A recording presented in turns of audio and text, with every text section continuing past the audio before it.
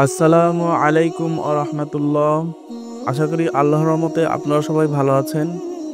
জীবনে সফলতা কিভাবে আসবে আমরা তা কি জানি? বা কিভাবে জীবন পরিচালনা করলে জীবনে আল্লাহ তাআলা আমাদের সফলতা দান করেন? তো চলুন সেই বিষয় নিয়ে একটু জানার চেষ্টা করি।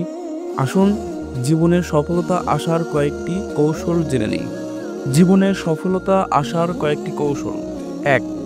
৫ ওয়াক্ত নামাজ আদায় করুন। ২. সকল কাজের আগে আল্লাহ তাআলার নাম নিয়ে শুরু করুন এবং বিসমিল্লাহ বলে শুরু করুন। ৩. আল্লাহ তাআলার প্রতি বিশ্বাস রাখতে হবে, তাওয়াক্কুল অর্জন করতে হবে। ৪. মানুষের কাছে কষ্টের কথা বলার থেকে উচিত আল্লাহ তাআলাকে বলুন, আল্লাহ তাআলার কথা বলুন।